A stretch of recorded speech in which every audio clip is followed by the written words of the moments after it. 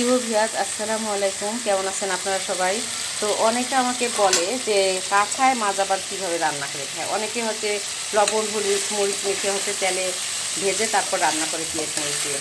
তো আমি হচ্ছে আজকে দেখুন মশলাটা সুন্দরভাবে কষিয়ে নিয়ে কাঁচা মাছগুলো দেখুন আমি কি সুন্দর করে হচ্ছে ওই মশলার মধ্যে পেঁয়াজ মরিচের মধ্যে একটু উল্টে পাল্টে ভেজে নিচ্ছি। তো এইভাবে হচ্ছে কাঁচা মাছ রান্না করতে গেলে এভাবে ভালো করে ভেজে নিতে হবে, যতক্ষণ পর্যন্ত সিদ্ধ ভাবটা আসবে না। তো ততক্ষণ পর্যন্ত ভাজতে হবে আর সব মশলা দিয়ে এইভাবে কষিয়ে নিতে হবে। তো মাছটা যখন একটা কিছুটা সিদ্ধ ভাব আসবে তখন হচ্ছে এখানে পরিমাণ মতো পানি দিতে হবে মাছটা সিদ্ধ হওয়ার জন্য এবং মাছের মধ্যে যাতে সমস্ত মশলাগুলো ঢুকে। দেখুন ভিউয়ার্স, আমার মাছগুলো প্রায় হচ্ছে কষানো হয়েছে। দেখুন আমি কাঁচা অবস্থায় কি সুন্দর করে ভেজে নিয়েছি মশলার মধ্যে। আর এই মাছটা খেতে অনেক বেশি সুস্বাদু হয়। তো অনেকে এইভাবে কাঁচায় হচ্ছে ভাজতে পারে না এভাবে। তো তারা বলে যে এটা কিভাবে আমি রান্না করি এবং খেতেও খুব মজা হয়।